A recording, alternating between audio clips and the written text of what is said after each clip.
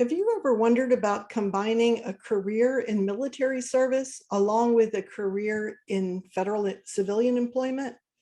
Well, if you have, today's FERS Federal Fact Check is for you.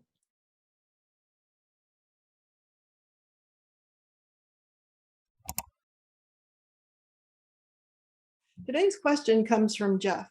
He says, "Greetings, I'm retired from the Army after 20 years as a staff sergeant. I'm currently a GS-14 with 11 years under FERS. When I retire, do I keep my military retirement monthly check and a federal GS retirement separate from the military time? Or should I buy back my military time and then retire with 40 plus years of service?" Sorry, I'm confused. Well, Jeff, I don't blame you for being confused. This is a really big decision since you served those 20 years in military service and are already receiving the retired pay that you earn from that career. But you may have an opportunity under FERS and you won't know until you do a little bit of number crunching, which we're going to talk about today to help you decide. So first of all, just to let everyone know, military service in the Armed Forces of the United States is creditable for retirement purpose if it was active service terminated under honorable conditions and performed prior to your separation from civilian service for retirement. So that's the standard definition of creditable military service according to the Office of Personnel Management and the law that provides that credit. So in order to count military service towards your retirement, whether it's under CSRS or whether it's under FERS, you're going to need to buy back or pay a military service credit deposit. And for FERS employees, that deposit is equal to 3% of your military base pay that you earn during the period of military service that you're buying back. In addition to that basic deposit, you might also owe interest. The only way you can avoid interest is if you pay that deposit back before your third anniversary of federal service. Interest starts accruing on your second anniversary, but it's not added to the amount you owe until that third anniversary date. Also, if you've had interrupted service where you were called up to active duty during your federal career, when you come back and are discharged from active service, you'll still have that same 3-year grace period to pay back the military service deposit before you start to accrue interest. This is what the interest rates look like over the years. So you can see on this chart that in recent years, last year and this year, the interest rate on these deposits has only been 1.375%. But in prior years, if we're going back to the early 2000s or late 1990s, you can see that interest rate was pretty high. So that's when the banks were earning a decent rate of interest as well. And it's nice when you're earning interest at those rates, but nobody wants to pay back interest at those higher rates. If you're wondering, how do I go about buying it back? What do I need to do? What forms do I need to fill out? Well, the start of that whole process is to get a copy of your DD-214 or discharge certificate, and also get copies of any military records you have. For instance, if you served in the reserves and you had summer camps, you would need to document the date you entered active duty and the date you were discharged. Sometimes that can be found on your orders if they were stamped showing the date that you were released from active duty. If you need copies of your military records, you can write to the Military Personnel Records Center in St. Louis, Missouri to get copies of your records.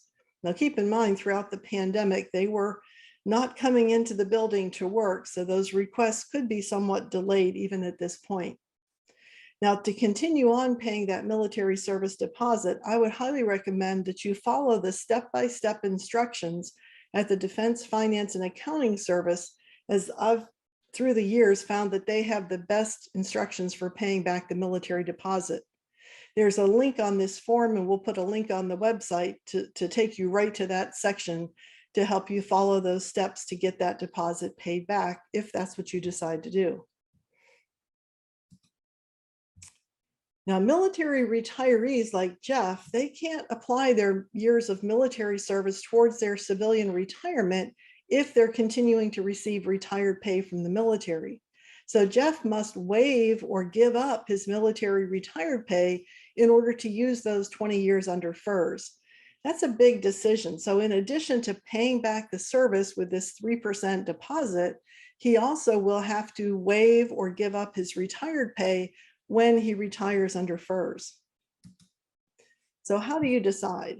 So on the left side of this slide, you can see that combining his service, that 20 years of military service plus 11 years under FERS, would give him a total career of 41 years of service.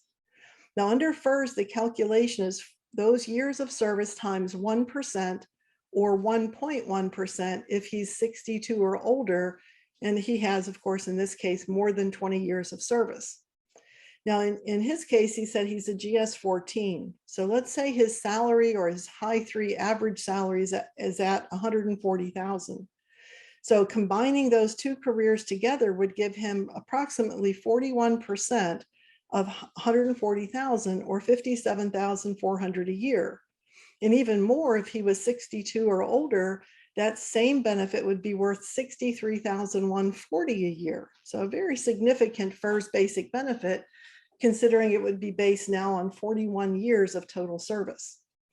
So to figure out if this is worth it to do, Jeff is also going to have to look at what happens if he doesn't combine. That's what you see on the right side.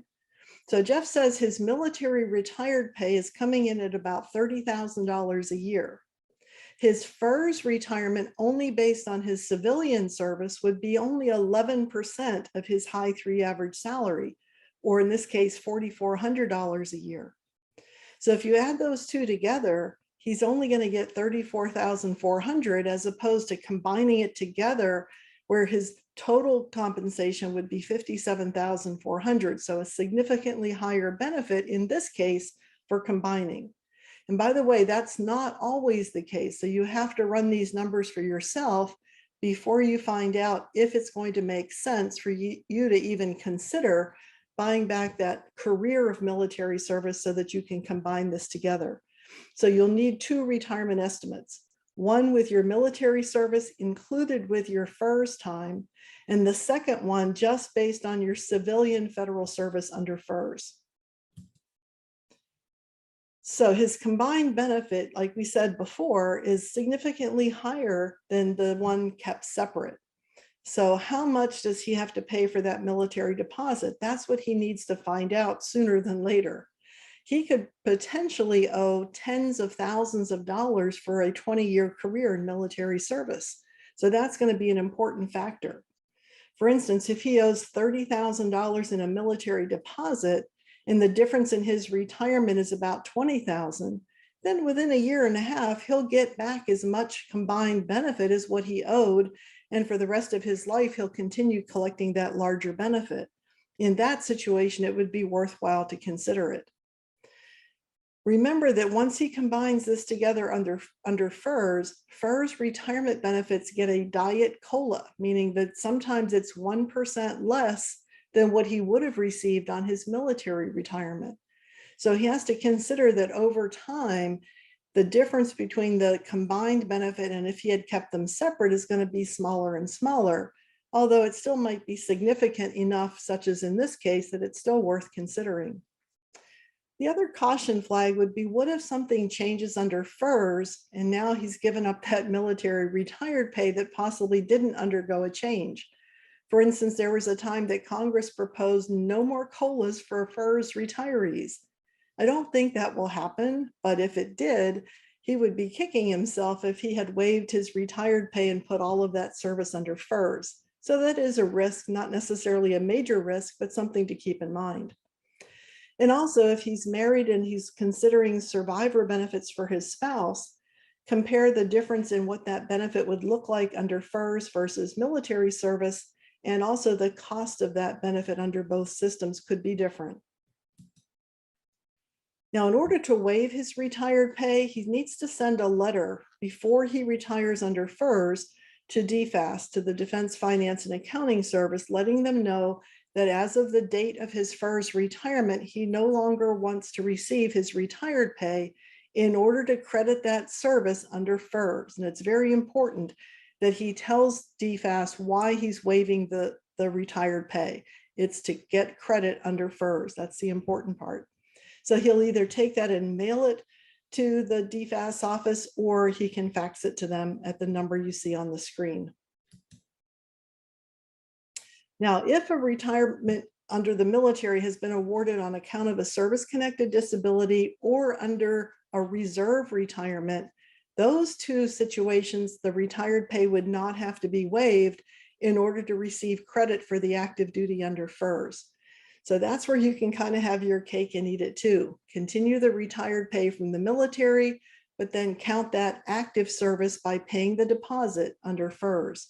So a lot of reservists in particular will pay for their active duty because it doesn't mean they have to give anything up other than the amount of money it takes to buy it back. Now also keep in mind that those people who have their retirement based on VA benefits from the military, maybe their retired pay has already been offset to provide them benefits from the VA. Those benefits coming from the Veterans Administration are not retired pay and therefore don't have to be waived in order to credit that time under FERS or CSRS for that matter. And finally, one little mention about National Guard service, because typically National Guard service is not creditable as federal service under FERS or CSRS. However, if you were called to active service by the Secretary of Defense or the President, then that then becomes federalized service and can be counted. In addition, under the rules under USERRA, after August of 1990, if you were interrupted in your civilian career to serve in the Guard, and you come back to that civilian career, then that time in the National Guard can be counted as military service, and you would want to look into paying that deposit for that time. So hopefully this helps you to understand a little bit more about military retirement and combining that military retirement under the civilian federal retirement system we call FERS. Until next time, this is Tammy Flanagan with your FERS Federal Fact Check. Thank you.